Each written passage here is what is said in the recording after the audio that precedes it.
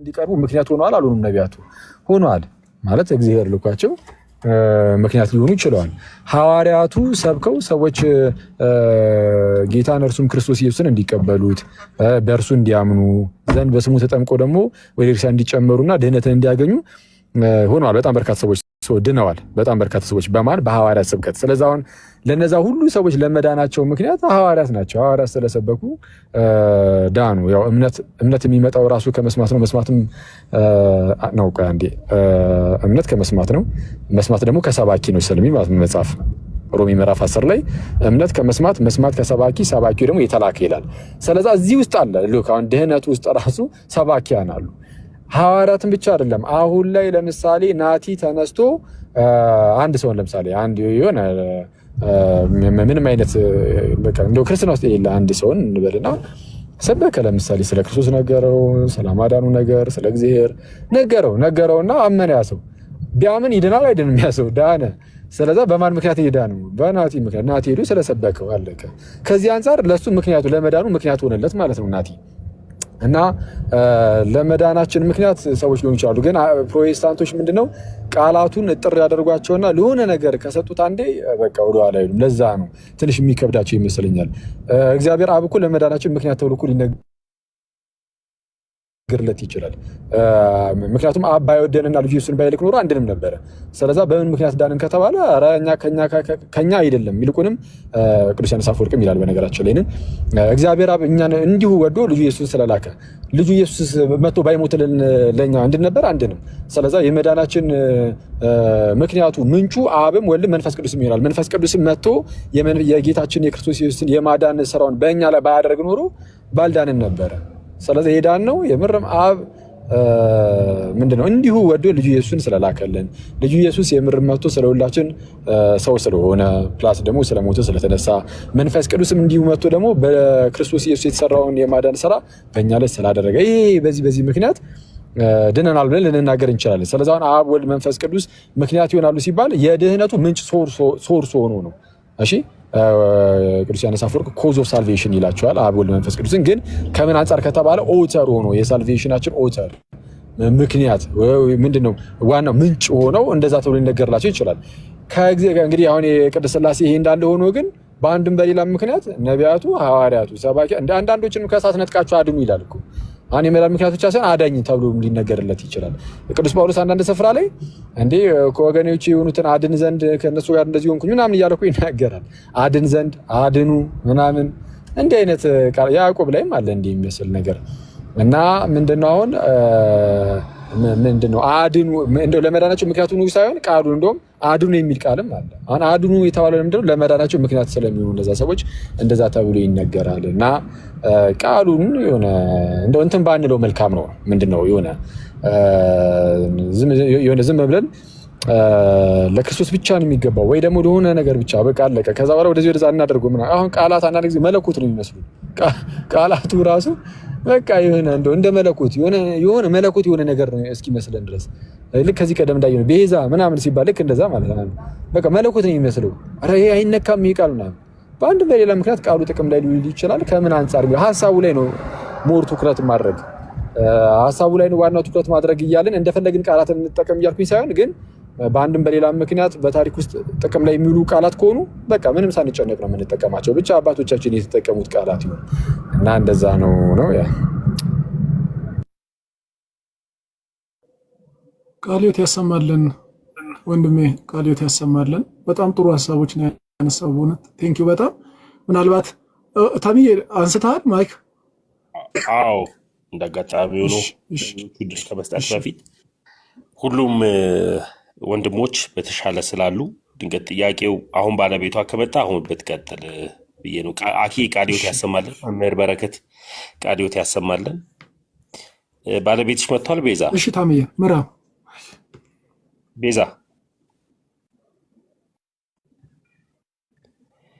ቤዛ እሺ የለችም ቤዛ እና ናቱ ፕሮቴስታንቱን ነው ናታኒ ተደብቋል። አኬ እንትን አትበልሽ አትውረድ። ምናልባት ቤዚ እንትኗ ባለቤቷ ከመጣ ጥያቄዎች ሲኖሩ ልትመልሱ ስለምትችሉ እዚህ ሁኑ ማለት ነው።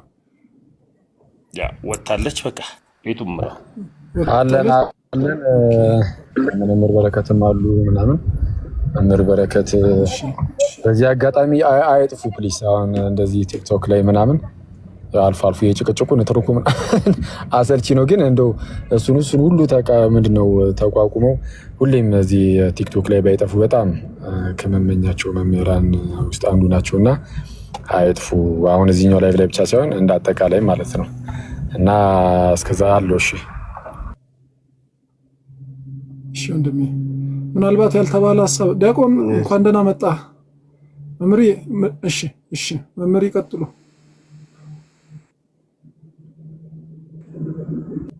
አይ ላኬ እየመለስኩ ነው። እሺ እሞክራለሁ እያልኩ። እሺ ዲያቆን እንዴት ናችሁ? መምህር በረከት ኦኬ ታሙ ቃላብ እዚህ ስር ያላችሁላችሁም 1900 ሰላማችሁ ይብዛ። ሰላም ብያችኋለሁ። እናቱ የቀጥሉ ሜቢ የተነሳ ሀሳብ ላይ እስከሚገቡ አንዳንድ ነገር ለመስጠት ቃላት ላይ ያው በደንብ ተነግሯል። መምህር በረከትም አኬም በደንብ እንትን ብሏል እና ማለት ብዙ ጊዜ የቃላት ጨዋታ ብዙዎችን ጎድቷል። በቤተ ክርስቲያን ደረጃ ራሱ ቃላትን ማለት ቤተ ክርስቲያን አንደኛ በዋናነት እንትን ለማድረግ አንዱን ያልሆነውን ለማለት የተጠቀሙበት ቃላት በጣም ኃይል አለውና እኛ ክርስቲያኖች ቃላትን እንዴት እንደምንጠቀም እናውቃለን። ጋይስ እኛ እኮ አማልክት ተብለን ተጠርተናል። አማልክት በመዝሙረ ዳዊት መዝሙር 82 ቁጥር 6 ላይ እኔ ግን አማልክት ናችሁ፣ ሁላችሁም የልዑል ልጆች ናችሁ። አማልክት ተብለን ተጠርተናል። አስባችኋል? አማልክት ማለት እኮ አምላክ ዘበጸጋ። ግን ከምን አንጻር የሚለውን እናውቃለን። ከምን አንጻር የሚለውን እንረዳለን። አድኑ ተብለን ተጠርተናል። ማለት ሰዎችን አድኑ፣ አዳኝነት ለእኛ ተሰጥቷል። ማዳን ማለት ነው እንዴ? ይሄ ማለት የክርስቶስን አዳኝነት እኛ ወሰድን ማለት ነው። ይሄ ማለት የክርስቶስን አምላክነት እኛ ወሰድን ማለት ነው። በተጨማሪም እናንተ የዓለም ብርሃን ናችሁ ተብሏል ሐዋርያት። በሰዎች ዘንድ የሚገኙት ለሐዋርያት የተሰጠ ይኸው በቅብብሎች ዘንድ ያለ የዓለም ብርሃን ተብለን ተጠርተናል። የዓለም ብርሃን የክርስቶስ ብርሃንነትን መውሰድ ወይም ደግሞ ቃላት በነገራችን ላይ ከመሰረቱ አይገልጽ ማለት ሙሉ አይደለም። እግዚአብሔርን የሚገልጽ ቃላት አለ ማለት በሙሉ እግዚአብሔርን ስም የሚጠራ አለ እስቲ በተውሶ ካልሆነ በስተቀር ያ ማለት እግዚአብሔር ማለት ራሱ ገዢ ማለት ነው። እስቲ እግዚአብሔር በባህሪው የሚሰይም አንድ ስም በቃ ለእኛ በሚገባው በጣም በትንሽ ቋንቋ ምንድን ነው ሙሉ አይደለም። እኛ ግን ከመጽሐፍ ቅዱስ አንጻር ከምን አንጻር እንደምንጠቀም ቃላቶችን እናውቃለን፣ እንዴት እንረዳለን በደንብ ማለት ነው። እና ሆም ተብሎ ያው እንደሚደረግ እናውቃለን፣ ለማወዛገብ ያንን ለመሸፈን በተለይ የዓለም ቤዛ ክርስቶስ ቤተክርስቲያን እንደምትል የታወቀ ነው። ግን ያንን ለመሸፈን የሚደረገው ይታወቃል። ቃሎት ያሰማልን፣ ቃሎት ያሰማልን። ዲያቆን በጣም እኔ አንድ ጥያቄ ልጠይቅና መወያያ እንዲሆን በዛው ለመምህር አንድ ጥያቄ ላቅርብና ከዛ ወንድሞቼ ትቀጥላላችሁ። ምናልባት ነገረ መለኮት ለኦርቶዶክሳውያን ማለት እና ለሌላው እንዴት ነው የሚታየው? አሁን ራሱ ነገረ መለኮት ወይም ቴዎሎጂ የሚባለው ነገር ኦርቶዶክሳውያን እና ሌሎች የሚረዱበት የሚለያይ ይመስለኛል ሳስበው። ኦርቶዶክስ ነገረ መለኮት ስትልና ሌሎቹ ነገረ መለኮት ሲሉ ልዩነት ያለው በስሎ ይታያል። ሞር ስኮላስቲክ የመሆን ሊቅነት የመሆን ተርሚኖሎጂ ላይ ብቻ የመጣበቅ በጣም በአመክንዮ ብቻ የመደገፍ የስኮላስቲክ ሎጂካል ብቻ የመሆን ነገር እንደዚህ አይነት ነገር አለ። ማለት ለኦርቶዶክሳውያን ነገረ መለኮት ማለት ምን ማለት ነው? መምህር በረከትን እስቲ ታስቀድማቸውና ከዛ ወንድሞች ይቀጥሉ።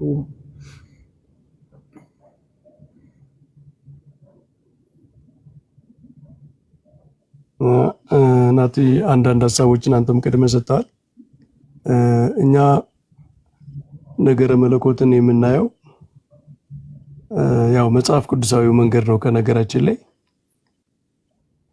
እግዚአብሔር እንደ አምላክነቱ አሰራሩ በባህሪው ከቃላትም በላይ ነው፣ ከቋንቋ በላይ ነው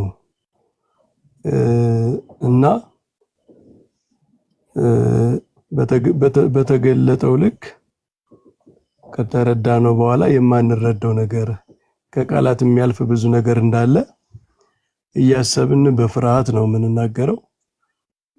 ፎርሙላ አይደለም። አሁን ኦርቶዶክስ ነገረ መለኮት የሆነ ፎርሙላ የሆነ በቃ ፎርሙላ ሰርተህ በቃ እዚያ አትውጣ አትውረድ የምትለው አይደለም። ፎርሙላ በራሱ ሪዳክሽኒዝም ነው። የሆነ ነገር ትቀንሳለህ ማለት ነው። በፎርሙላ ውስጥ የማይገባ ነገር ትቀንሳለህ። የሆነ የራስህን ፎርሙላ የሆነ ስቴትመንት ካበጀህ በኋላ ከዚያ ስቴትመንት የማይገባውን ነገር እየቀነስክ ልታስወጣ ነው ማለት ነው። እና ከፎርሙላም በላይ ነው። የሆኑ ፎርሙላዎች ብቻ አስቀምጠህ እንደዚህ በቃ የሆነ 5 ሶላ ምናምን ብለህ የሆነ እንትን ብቻ ምናምን ብለህ እንደምትገልጸው አይደለም። የተለያዩ አውዶች፣ የተለያዩ አገላለጽ ነገር ሃይማኖትን በተወሰኑ ስቴትመንቶች ብቻ የመወሰን በተወሰኑ ቃላት ላይ ብቻ የማንጠልጠል እሳቤ ትክክል አይደለም። መጽሐፍ ቅዱሳዊም አይደለም፣ ፓትሪስቲክም አይደለም። በአበው ማናገኘው የስኮላስቲክ ኤጅ ነው። በአብዛኛው ይሄ ከ10ኛው ክፍለ ዘመን በኋላ በተለይ በምዕራቡ ዓለም እውቀት እየገነነ ሲመጣ ነገሮችን በእውቀት ብቻ የመመዘን የአርስቶትል ፍልስፍና በጣም ዶሚኔት አድርጎ ስለነበረ ሁሉን ነገር ወደ የእውቀት ስቴትመንት ወደ ሎጂክ የማውረድ ነገር ይፈታተናል ማለት ነውና ነገራችን ላይ በፕሮቴስታንቲዝም በጣም ስኮላስቲሲዝም አለ።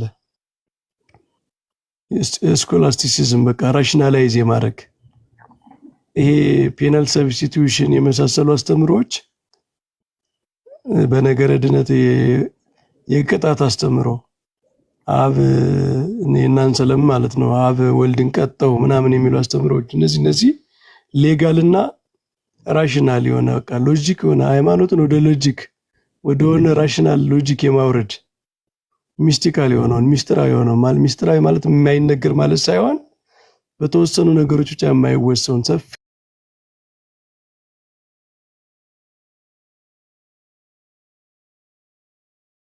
እይታ የሚያስፈልገውን ነገር ወደ ተወሰኑ ሎጂኮች የማውረድ እንትን አለ። አንደኛ እሱ መጠንቀቅ ይኖርብናል ማለት ነው። እኛ ኦርቶዶክሳውያን በተለይ ለዛ ነው እኛ ከቃላት በላይ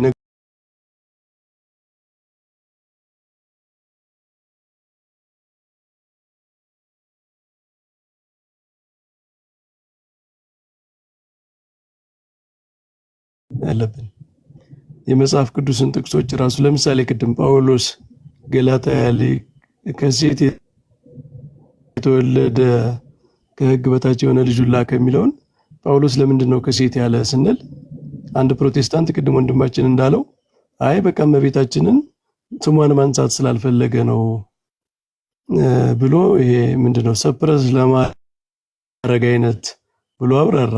በቃ ቴክስቱን አይቶ እንደዚያ ተረዳ። ሄሬኒዮስ ጋር ስንሄድ የምናገኘው ትርጉም እሱ አይደለም። ኦሪት ዘፍጥረት ላይ ያለችውን ሴት ኢምፕላይ እያደረገ ነው። በሴቲቱና በእባቡ መካከል ጠላትነት አደርጋለሁ፣ ከሷ የሚወለደው የእባቡን ራስ ይቀጠቅጣል የሚለውን እያመለከተ ነው ሄሬኒዮስ። ስለዚህ እኛ የእኛን ትርጉም ሳይሆን የነ ሄሬኒዮስን እንከተላለን ማለት ነው። ስለዚህ ኦርቶዶክሳዊ ነገረ መለኮት የአበውን አስተምሮ የሚከተል ነው። ከዛ ከሐዋርያት የተተኩ ሐዋርያን አበው እንዴት ተረዱት እንዴት ተረጎሙት በሚል በትራዲሽናል ትርጉም እንጂ እኛ ዝም ብለን የሆነ ቴክስት እያጋጨን በመሰለን እየተረጎምን የምንሄድበት አይደለምና ይሄ ፓትሪስቲክ የሆነ ከአበው ላይ መመስረት መጽሐፍ ቅዱስን አደራ ተቀብለው ለትውልድ ያሸጋገሩ ትርጉሙን በቃልም በጽሁፍም በስርዓትም በአምልኮም አጠቃላይ በሐዋርያዊ ትውፊት የተረዱ እንዴት እንደምንረዳው መጽሐፍ ቅዱስን ቁልፉን የያዙ አባቶች አሉ። እነሱንም አብረን መቀበል አለብን፣ በእነሱ መሄድ አለብን። እንደዛ ከሄድን የጥንታዊቷን ቤተክርስቲያን ትርጉም፣ አረዳድ፣ ገንዘብ እናደርጋለን፣ ልቡናዋን ማይንዷን እናገኛለን ማለት ነው። እና እንደዚህ ማድረግ አለብን። እንዳላረዝም እነዚህ ሁለቱ ነጥቦች፣ አንደኛ ከቃላት በላይ ከፍ ያለ ወደ ፎርሙላ የማይወርድ ወደ እውቀት አመክንዮ ብቻ አመክንዮ የለም ማለት አይደለም። አመክንዮ ያስፈልጋል። የሰው ልጅ አመክንያዊ ፍጡር ነው። ግን ወደ አመክንዮ ብቻ ማውረድ ግን ትክክል አይደለም። የሆነ አመክንያዊ ያልመሰለን ግን ከፍ ያለ ሚስጥር ቢኖር እሱን እንተወዋለን። እሱን ስናጣ ደግሞ ይጎልብናል። ስለዚህ ሰፋ ያለ ትርጉም መያዝ፣ ከቃላት ከፍ ያለ ከሆነ የእውቀት ፐርሴፕሽናችን ላይ ብቻ ያልተወሰነ። ምክንያቱም ነፍሳችን እኮ በዚያ በላይ ነው የምትፈልገው። ነፍስ እኮ ተራ እውቀት አይደለም የምትፈልገው። አምላካዊውን ጥበብ አይታ መደመም፣ እጹብ ድንቅ ማለትም ትፈልጋለች። የምትደነቅበት ነገር ትፈልጋለች። ከፍ ያለ ጥበብ ነው የምትፈልገው። እግዚአብሔርን በዚያ መንገድ ነው ያዳነን። ስለዚህ በሱ ደረጃ ከፍ አድርገን ማየት ይኖርብናል። ሁለተኛው ያልኩት ፓትሪስቲክ ነው። አበው ላይ የተመሰረተ ትምህርት መሆን አለበት። ይህንን እንትኖች አንዳንድ ሰዎች ፓትሪስቲክ ስንል የሚረዱት ምንድነው? ኦኬ መጽሐፍ ቅዱስን ዝቅ ያደርጋል ይሄ ይላሉ። መጽሐፍ ቅዱስ ጎን ለጎን ሌላ ትውፊት ኦቶሪቲ እያደረጋችሁ ነው ይሉናል። ግን አይደለም። መጽሐፍ ቅዱስ ሴንትራል ቦታውን እያሰጣ ነው አይደለም። ግን ኢንተርፕሪቴሽኑ ትርጉሙ መጽሐፍ ቅዱስን ያስረከቡን ሰዎች ናቸው የሚተረጉሙት። የጥንቷ ቤተክርስቲያን ትርጉም ያስፈልገናል ነው። ኢንተርፕሪቴሽኑን የምናገኘው ትክክለኛውን አረዳድ የምናገኘው ከነሱ ነው ለማለት ነው እንጂ የመጽሐፍ ቅዱስን ኦቶሪቲ ኮምፕሮማይዝ ማድረግ አይደለም። መጽሐፍ ቅዱስ የማይጠቀስበት ዶክትሪን የለንም። ነገራችን ላይ ኦርቶዶክስ ቤተክርስቲያን ማወቅ ያለባችሁ መጽሐፍ ቅዱስ ላይ ያልተመሰረተ ትምህርት፣ የመጽሐፍ ቅዱስ ጥቅስ የማይጠቀስበት ትምህርት የላትም። መጽሐፍ ቅዱስ ስቲል ሴንትራል ነው። ግን ትርጉሙ የት ነው የሚገኝ ከተባለ ከአበው ነው። ካልሆነ እንደ ልብ መተርጎም ይመጣላ። ትላንትና የያዕቆብ መልእክት ላይ ስንወያይ ነበርና ወንድሞቻችን ጋር በጥሩ መንገድ እየተወያየንበት ነበር። ዛሬ ጧት ደግሞ አንድ ፕሮቴስታንት ገብቶ ሌላ ቦታ ሲወያይ ሰማሁት። ትላንት ወንድማችን ያለውና እሱ ዛሬ ሲል የነበረው የተለያየ ነው። አንድ መጽሐፍ ቅዱስ ይዘው የተለያየ ትርጉም ሲሰጡት ነበር። ይሄን ለመከላከል ምንድነው መድኃኒቱ? ጥንታውያን አባቶች እንዴት ተረዱት የሚለውን ማየት ነው ማለት ነው። ካልሆነ እንደ ልባችን ልንተረጉመው ነው እንደፈለግነው ማለት ነው። ስለዚህ ፓትሪስቲክ መሆን አለብን፣ ከአበው ላይ መመስረት አለብን ካልን ለጊዜው እነዚህ ሁለቱ በጣም ኢምፖርታንት ናቸው። ናቲ ይበቃናል፣ ሰውም እንዳናደክም። አመሰግናለሁ መምህር ቃልዮት ያሰማልን። አይ ጥሩ ሐሳብ ነው የተነሳው። አኪ የምጨምረው ሐሳብ ይኖራል በዚህ ላይ? እኔ እንኳን በቃ ያው በጣም ጥሩ ስለነበረ ያው እንደ ነገር ማብዛትም እንዳይሆን እንደዚሁ ቢበቃ ይሻላል መሰለኝ። ባለፈውም ስለነበረ ጉርጉሩ ዘንዚናዙ እንደሚናገረው ነገር አለ። በዚህ በ43ኛው ኦሪሽን ላይ ነው መሰለኝ ኦን ሆሊ ባፕቲዝም ላይ በተጥምቀት ኦሪሽኑ ላይ የምግብ መብዛት ሆድን እንደሚያስጨንቀው የትምህርት መብዛትም ደግሞ አእምሮ ሊያስጨንቅ ይችላል ይላሉ ነገራችን ላይ እና ስለዛ በቃ ያው እንዳይበዛ ሰውንም ከማስጨነቅ እንደዚህ አሁን የተነገረውን ቢይዙት ይሻላል። አንተ ሰውዬ እኔ ምን ሊል ነው ስል ጥሩ ማሰሪያ አላሰርከኝም። ኦኬ ሂድበት፣ አንተማ ሂድበት እንዴ ማጠቃለያ ብር ሂድበት። ኧረ በጣም ጥሩ ማጠቃለያ ብር ሂድበት። ደስ ይላል። ኦሪሽኑ ላይ ምናምን ስትል እኮ እኔ ምን ሊል ነው እያልኩ ደህና አድርገን ያሰርከኝ። ሻይ ከዚህ በላይ ኦቨርሎድማ ካሰርከኝ በኋላ ምን ነባቢ ኦርቶዶክሳዊ ነገረ መለኮት አንዱ አለማብዛት ነው እያለን ነው። ምጠና ነው።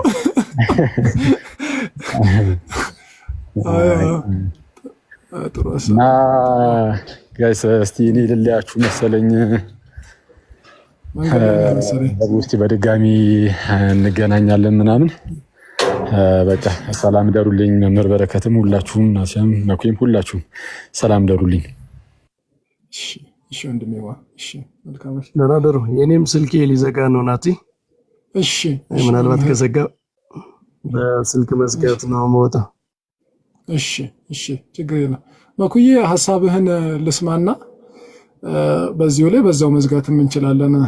መኩ ሐሳብን ቀደም መምህርን በተናገሩት ላይ በጥያቄውም ላይ እንደውም እኔ አስታውሳለሁ ነገረ መለኮት ላይ ምንድነው ይሄ መጽሐፍ ማስጮ የሚባል ሐሳብ አለ። መጽሐፉ አይልም ግን በግድ በል የማለት ለምሳሌ ያመነ የተጠመቀ ይድናል ሲል አይ ሊል የፈለገው ብሎ በግድ የራስን አይሰጀሲስ የሚባል በግድ የራስን ሐሳብ ወደ መጽሐፍ ቅዱስ መክተት መጫን እና እንደዚህ አይነት ነገሮች አሉ። እሱ ደግሞ ምናልባት ከአይምሮ ጋር የሚያያዝ ይመስለኛል። ሁሉ ነገር ሎጂካል መሆን አለበት የሚል ግዴታ ለአይምሮ የሴንስ ካላረኩት እውነት ሊሆን አይችልም የሚል አዝማሚያ ያለና ብዙዎች ላይ እሱ ላይ እስቲ ቀደም መምህርን በብዙ ብለውታል።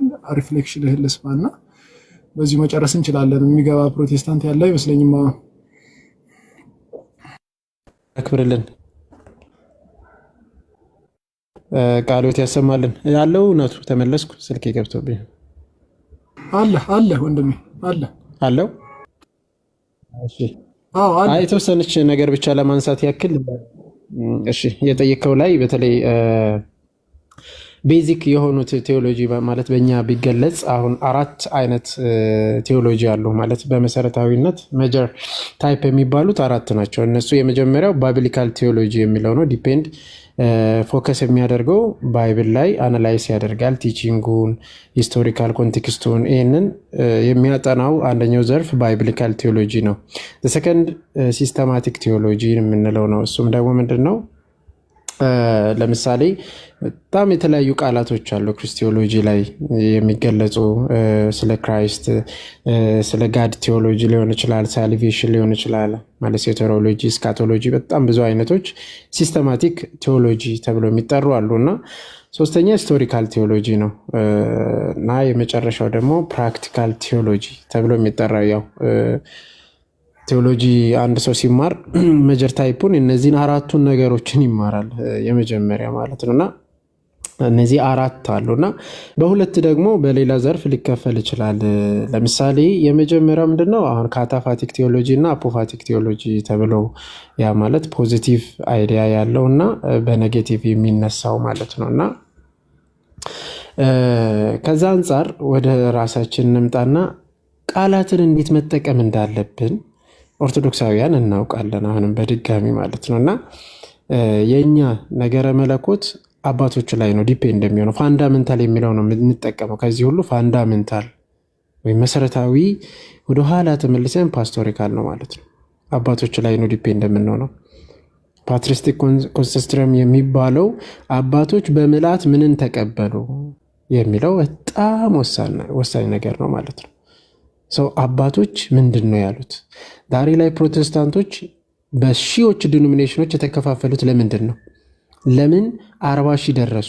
ከዛም በላይ በሺዎች ደረጃ ለምን ተቆጠሩ ከተባለ they don't have what ይህንን የመሰረታዊ የአባቶችን ትምህርት ስለማይቀበሉ እንደዚህ የተከፋፈሉበት አባቶች ምን አሉ የሚለውን ወደኋላ ተመልሶ ስላላዩ ነው።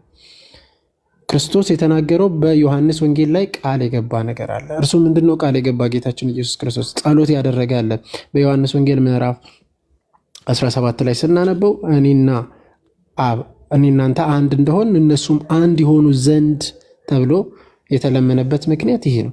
አንድ የመሆናችን ምስጢር እስከ ዛሬ ድረስ የመጣበት ጌታ ኢየሱስ ክርስቶስ የቤተ ክርስቲያን ይጠብቃታል። ይሄው እስከ ዛሬ ድረስ ያቺ ቤተ ክርስቲያን አንዲት ቅድስት ኦርቶዶክስ ቀጥተኛ ማለት ነው። በነገራችን ላይ ይሁዳ አንድ ላይ ተጠቀሰው ይሁዳ ቁጥር 3 ላይ ቀጥተኛ የመጀመሪያው ቤተ ክርስቲያን ትክክለኛ ትምህርት ቤተ ክርስቲያን ነው። በአጠቃላይ ምንድነው ቴዎሎጂያችን ፓትሪስቲክ ኮንሲስተረም ወይም ደግሞ አባቱ ፋንዳሜንታል ነው ማለት ነውና ከዛ አንፃር እናያለን። ያው ብዙ ስለገለጹ ቃሎት ያሰማል እናቱ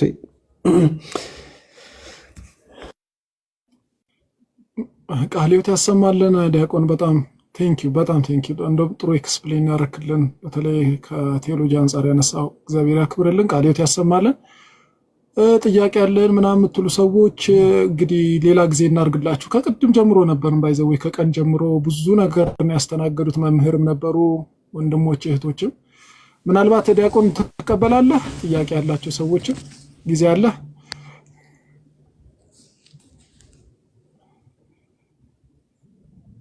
አይ ቲንክ ዲያቆንም ወጥቷል። ስለዚህ ለሌላ ጊዜ እናርገው። ምናልባት ኦርቶዶክሳውያን ከሆናችሁ ደግሞ መምህራን በነበሩበት ሰዓት ሞር ብትጠይቁ ጥሩ ነው ብዬ አስባለሁ። አይ የኔ ቀላል ጥያቄ ነው፣ ትንሽ ኮንፊውዥን ስለፈጠረብኝ ነውና ምናልባት እናንተ እዚህ ያሉ ልጆች ስላሉ ቅድም ከተነሱት ሀሳብ ጋር የተያያዘ ነው እህቴ?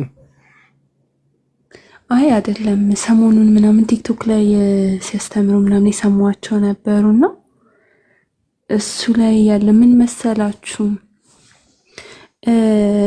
ስለ ክርስቶስና ስለ ሌሎች ስለ መላእክት ስለ እመቤታችንና ስለ ጻድቃን ሰማዕታት ከክርስቶስ ደም እኩል አይደለም እና የሚቆጠሩት የሚባል ትምህርት አለ እኛ ኦርቶዶክስ ላይ አይደለና። ግን ምን አለ ቅዳሴ ላይ የእመቤታችን ተአምረ ማርያም ሲነበብ ታምሯን እንደ ይደረግልኛል በማለት ብትሰሙ ስጋው ደሙ እንደተቀበላችሁ ይቆጠርላችኋል የሚል ነገር አለና ትንሽ ይሄኛው ነገር ጭንቅላቴ ላይ ግራ ስለገባኝ ብዬ ነውና እንዳልይዘው ብዬ ነው። እሺ መልካም። ምናልባት ደግሞ እየነበሩ ሞር አንዳንድ ነገር ከስርዓትና ከቀኖና ጋር የተያዘ ሲሆን መምህራን ሲመልሱ ጥሩ ነው ብዬ ስለማስብ ነው እያሉ ቢመልሱልሽ ብዬ ያልኩት። አክቹአሊ የቅድሙ ያነሳ ነው ችግር ነው ይሄ ሁሉ የሚፈጠረው ነገሮችን በኮንቴክስት እና ኤግዛክትሊ ዝም ብሎ ወርድን ይዞ የሚሄድ ጉዳይ እንጂ ሂስቶሪካል ባክግራውንድ አለ የተባለበት ምክንያት ታምሯን ሰምቶ የሚሄድ እነማን ናቸው? ለምሳሌ ወደ መቅደስ ገብተው ማስቀደስ ያልቻሉት በተለያየ ለምሳሌ ሴቶች ከሆኑ በሴቶች ወግ ምክንያት በተለያየ ምክንያት እነዚህ የሚከሰቱትን ለማለት እንጂ እመቤታችንን ታምር ስለሰማ ስጋውን ደሙን ተካለት የሚል ኮንቴክስት የለውም። ዝም ብሎ ሰዎች የማጣመም ነገር ስላለባቸው ነው እንደዛ የሚል አስተምሮ የለውም። ያው ላገኙት ነገር የመለጠጥ ችግር ስላለባቸው ማለት ነው።